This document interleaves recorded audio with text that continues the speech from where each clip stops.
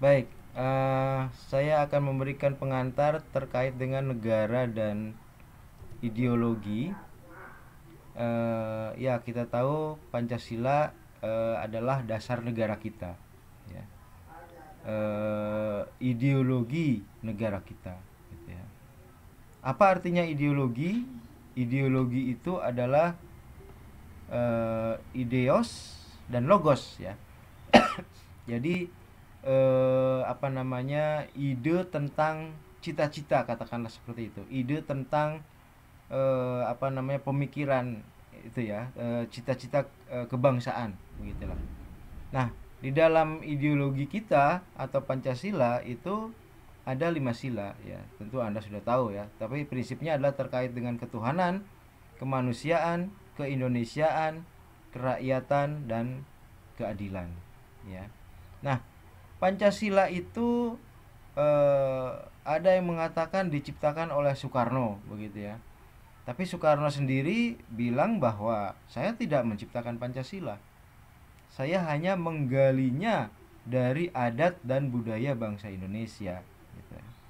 Nah, tentu saja beliau menggali tidak dengan tangan kosong, ya, tidak dengan tanpa pikiran, tetapi juga beliau juga menggalinya itu dengan ilmu, dengan bacaan yang sudah beliau baca tentunya, ya.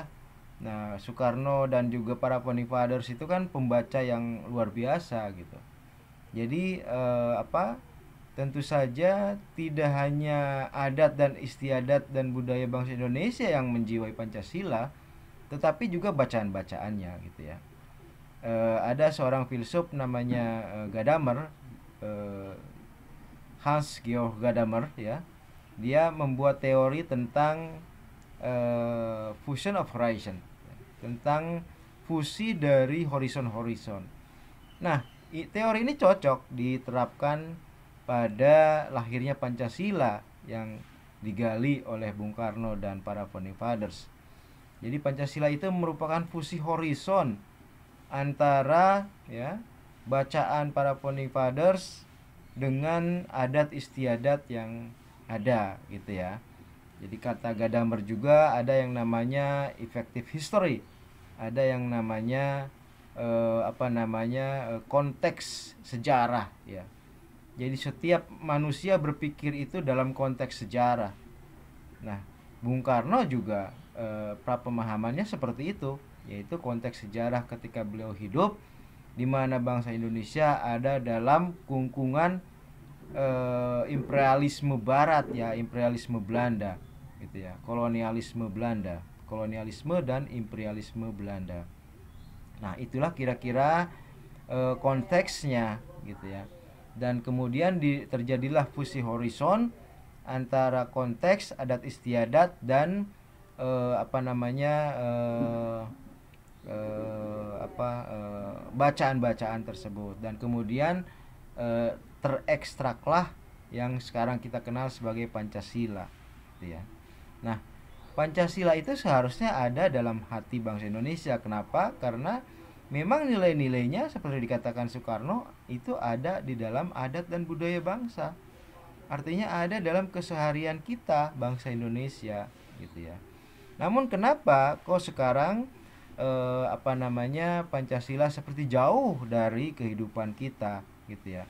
Nah, kenapa demikian? Karena Pancasila sekarang ini lebih dipelajari sekedar deskripsi atau kognisi, ya, sebagai pemikiran begitu.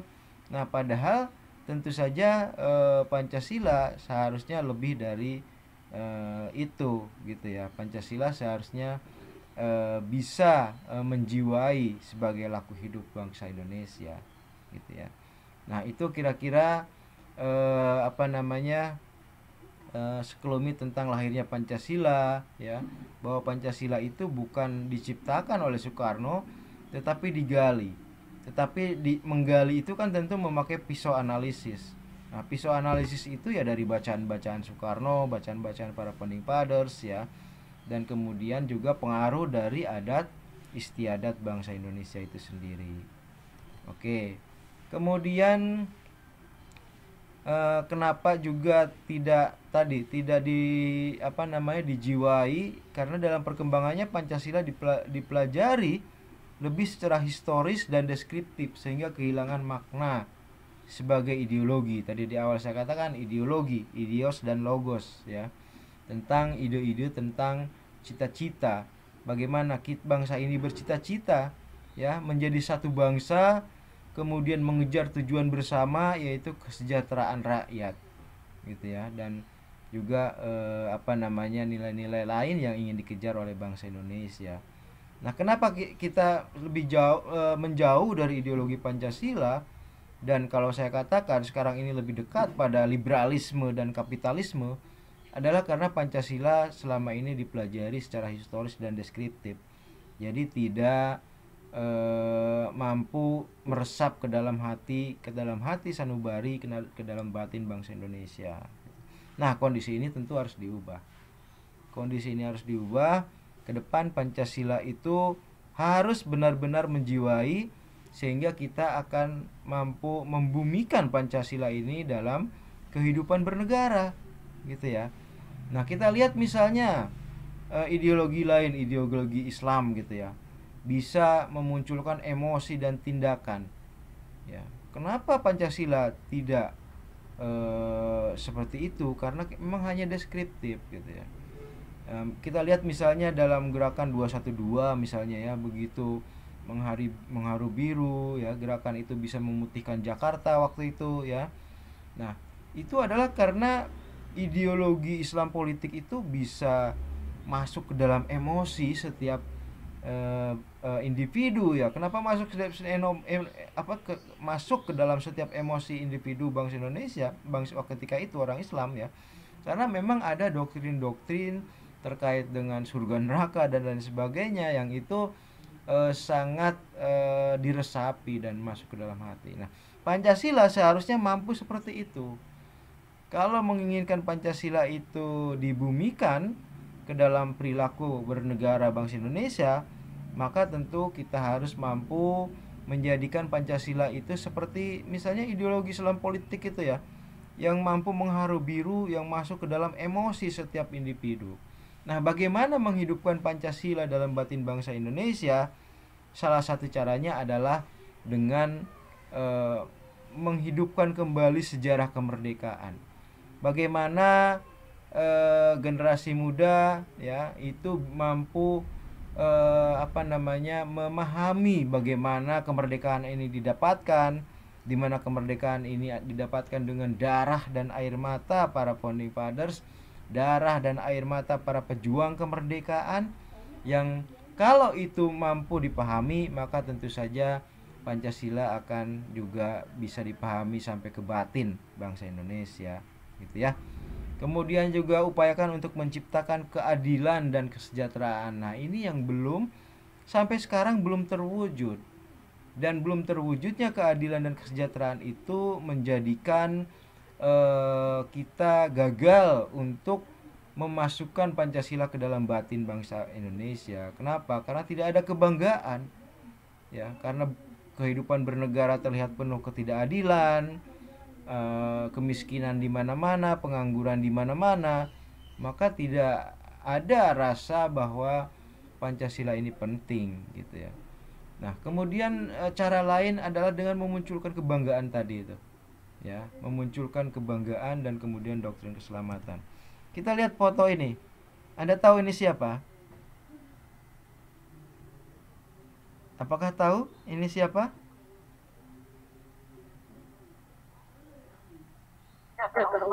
Nggak tahu. Ini adalah Susi Susanti, betul ya. Ini pebulu tangkis Indonesia yang meraih gelar juara dunia waktu itu ya. Nah, mungkin Anda masih kecil atau bahkan mungkin belum lahir ya. Tapi saya kira mungkin sudah lahir, teman masih kecil ya. Nah, ini Susi Susanti ketika memenangkan medali emas Olimpiade Spanyol waktu itu ya. Nah, kita lihat matanya berkaca-kaca kan, menangis dia. Nah, kita tahu bahwa dia bukan menangis karena sedih, tetapi menangis karena bangga ya, memunculkan kebanggaan. Dia menangis karena bangga. bangga bisa mempersembahkan medali emas kepada bangsanya, gitu ya. Nah, itulah kebanggaan yang perlu dimunculkan. Kalau kebanggaan itu sudah ada dalam batin bangsa Indonesia, maka Pancasila pun akan masuk ke dalam batin bangsa Indonesia, gitu ya. Ketika Susi Susanti ini menangis karena dia dapat medali emas dan Indonesia Raya dinyanyikan dan bendera berkibar, bendera merah putih berkibar, seluruh rakyat Indonesia yang menyaksikan juga terharu, ya. Bahkan waktu itu saya juga yang nonton juga ikut terharu dan berkaca-kaca, gitu ya. Hampir menangis juga. Itu muncul kebanggaan seperti itu. Nah, momen-momen munculnya kebanggaan inilah yang kemudian akan mampu menjadikan Pancasila ini benar-benar masuk ke dalam batin bangsa Indonesia. Karena hanya dengan Pancasila lah bangsa Indonesia itu bisa hidup dan tetap solid, tetap ada, gitu. Bayangkan kalau Pancasila itu tidak ada, nanti yang Islam akan mengambil ideologi Islam, yang Katolik akan mengambil ideologi Katolik, yang Kristen akan mengambil ideologi Kristen, Hindu, Buddha pun demikian, gitu. Yang akhirnya akan terjadi perpecahan, gitu. Ya. Jadi hanya dengan Pancasila lah kita bisa hidup bersama sebagai bangsa Indonesia, gitu ya. Nah, itulah kenapa Pancasila itu penting bagi kehidupan kita. Karena Pancasila lah yang membuat Indonesia ini tetap kuat, tetap solid, gitu ya. Oke, nah itu bagaimana cara memasukkan Pancasila ke dalam batin bangsa Indonesia tadi. Tetap mengumandangkan sejarah bangsa Indonesia kepada generasi muda, menciptakan keadilan dan kemudian memunculkan kebanggaan, dan pada akhirnya akan muncul doktrin keselamatan. Hanya dengan Pancasila bangsa Indonesia itu bisa selamat, bisa tetap ada. Kalau tanpa itu tentu saja akan sudah bubar sejak lama, gitu ya. Oke, jadi Pancasila itu apa yang membuat eksistensi bangsa ini bisa bertahan 10 tahun lagi, 100 tahun lagi, 1000 tahun lagi, atau mungkin sampai kiamat, gitu ya. Nah, Pancasila itu juga tidak mencampuri agama-agama, ya. Memang sila pertama adalah ketuhanan yang Maha Esa, tapi ketuhanan yang Maha Esa itu bukan Tuhannya suatu agama, gitu ya.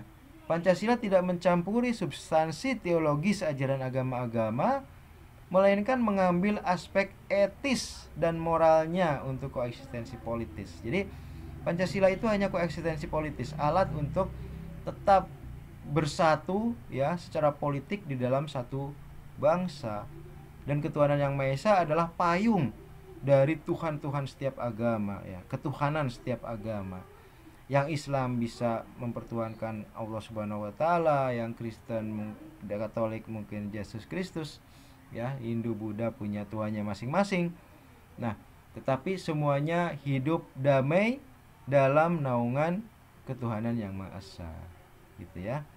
Itu jadi Pancasila itu bukanlah mendukung satu agama tertentu, tidak, tetapi menjadi payung bagi seluruh agama-agama, dan itulah yang memungkinkan bangsa kita yang beragam, bangsa kita yang majemuk itu bisa hidup damai, ya, bisa hidup dengan damai. Nah, itulah dengan demikian maka Pancasila akan menyentuh rasa, ya. Pancasila sebagai produk perjuangan yang ditebus darah dan air mata, dan kemudian Pancasila bisa masuk ke dalam batin bangsa Indonesia, gitu ya. Pancasila sebagai abstraksi dari kebudayaan ini bisa benar-benar dipahami, diresapi, dan kemudian dibumikan, ya, dibumikan. Nah, tadi sudah menyinggung ideologi. Apa itu ideologi? Ideologi adalah share system of values, belief, and attitude, ya. Jadi nilai-nilai, kepercayaan dan sikap, ya, dan juga tentu saja cita-cita, ya. Dalam ideologi itu ada terkandung cita-cita. Nah, kita itu ideologinya ideologi terbuka. Pancasila itu merupakan ideologi terbuka. Dia bukan ideologi tertutup, ya, yang menentukan dengan mutlak bagaimana manusia harus hidup dan bertindak. tetapi merupakan ideologi terbuka di mana masih terbuka kemungkinan untuk berdiskusi, untuk diskursus ya tentang berbagai nilai-nilai yang ada di dalam Pancasila gitu ya. Nah, kenapa ideologi tertutup itu harus ditolak ya? Ideologi tertutup itu harus ditolak karena tidak ada manusia atau sistem yang berhak menuntut ketaatan mutlak. Ya, manusia itu pada dasarnya bebas dan Pancasila itu menganut kebebasan. Termasuk dalam sisi ekonomi, Pancasila itu menganut kebebasan pasar. Ya, jadi Pancasila itu tidak seperti komunisme yang tidak menganut kebebasan. Ya, Pancasila menganut kebebasan dan pro pasar. Jadi silakan Anda bermain di pasar, ya, bekerja sehebat mungkin sehingga seberhasil mungkin, dan itu didukung oleh Pancasila. Tetapi Pancasila itu memiliki sila kelima, itu yang membedakan Pancasila dengan liberalisme kapitalisme. Dalam liberalisme kapitalisme itu kalau Anda gagal, ini seorang individu gagal, ya itu salah individu itu sendiri. Kenapa gagal? Kenapa kalah dalam persaingan pasar gitu ya. Nah, tetapi di dalam Pancasila yang juga pro pasar, itu ada sila kelima, keadilan sosial bagi seluruh rakyat Indonesia gitu ya. Nah, dengan adanya sila itu, maka mereka yang kalah dari persaingan pasar itu bisa tetap terjamin hidupnya ya. Makanya pemerintah mengadakan misalnya kartu Indonesia Pintar untuk beasiswa sekolah, ada kartu Indonesia Sehat untuk berobat gratis ya. Itulah perwujudan dari sila kelima. Ya, keadilan sosial bagi seluruh rakyat Indonesia. Karena tidak semuanya akan menang di pasar. Pasar itu isinya kontestasi, isinya persaingan. Dan dalam setiap persaingan pasti ada yang menang dan pasti ada yang kalah.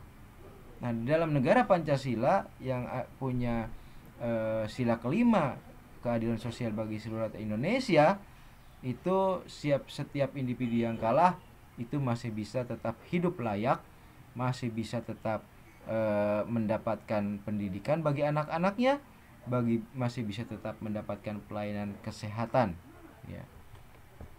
Nah, itulah Pancasila ya. Apa itu ideologi terbuka? Ideologi terbuka adalah nilai-nilai dan cita-citanya tidak dipaksakan dari luar, melainkan digali dan diambil dari harta kekayaan rohani, moral, dan budaya masyarakat sendiri.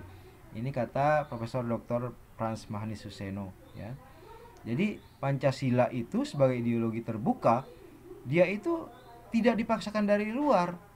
Ya, ini sesuai dengan perkataan Bung Karno bahwa Pancasila digali dari adat istiadat bangsa Indonesia sendiri. Benar kan? Digali dan diambil dari harta kekayaan rohani, moral, dan budaya masyarakat sendiri. Jadi Pancasila adalah ideologi terbuka. Gitu ya. Pancasila adalah ideologi terbuka. Pancasila merupakan dasar negara ya, dasar bagi kehidupan berbangsa dan bernegara. Nah, karena dia merupakan dasar negara, maka tentu saja Pancasila ini mendasari dari seluruh produk hukum yang ada. Ya, dari mulai undang-undang dasar sampai ke undang-undang, peraturan pemerintah, peraturan presiden, peraturan daerah, itu seluruhnya harus sesuai dengan Pancasila. Ya, Pancasila sebagai ideologi nasional adalah Pancasila yang merupakan suatu rumusan cita-cita. Seperti tadi saya katakan, ideologi itu terkait dengan cita-cita. Memang cita-cita itu belum tentu tercapai ya sepenuhnya ya. Cita-cita misalnya kerukunan beragama, kadang-kadang ada konflik ya. Seperti konflik terjadi di Ambon, di Poso, di Sambas. Nah, itulah momen ketika bangsa ini menjauh dari cita-cita. Tetapi karena cita-cita itu ada dan tetap dipegang, yaitu sila pertama, ketuhanan yang Maha Esa, maka ketika konflik itu sudah mereda, semua orang tersadar, maka kemudian kembali mengejar cita-cita itu. Ketuhanan yang Maha Esa, kembali saling hormat menghormati, saling harga menghargai, gitu ya. Nah, mungkin kita kadang terlupa, kita punya cita-cita kemanusiaan yang adil dan beradab. Kadang saling tusuk, saling tembak, ya saling bunuh, ya kan, seperti terjadi dalam konflik-konflik itu, melanggar pri kemanusiaan.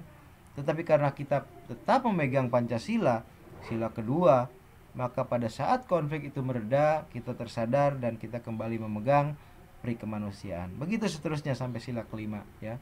Dan itulah makna dari Pancasila sebagai ideologi ya. Pancasila sebagai ideologi dan ideologi terbuka ya. Oke, saya kira itu ya pengantar dari saya ya. Itu pengantar dari saya. Oke, ini ada pertanyaan. Ajaran yang dikandung Pancasila menurut Bertrand Russell sebagai sintesis kreatif antara Declaration of American Independence dengan Manifesto Komunis ya.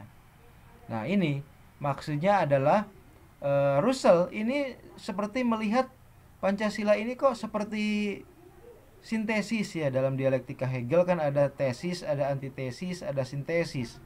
Tesisnya adalah misalnya Declaration of American Independence, antitesisnya ada Manifesto Komunis, dua-duanya saling berhadapan antara kebebasan individu dengan komunisme yang menghilangkan sama sekali kebebasan individu. Nah, Pancasila itu seperti sintesis di antara keduanya, kata Russell. Ya, dia tetap menghargai gotong royong, kehidupan bersama, tetapi individu, kedaulatan individu, kebebasan individu tetap terjaga. Gitu ya. Nah, itulah kata Bertrand Russell yang melihat Pancasila sebagai sintesis ya, seperti sintesis antara Deklarasi Kemerdekaan Amerika dengan Manifesto Komunis gitu ya. Oke, saya kira itu pengantar dari saya ya.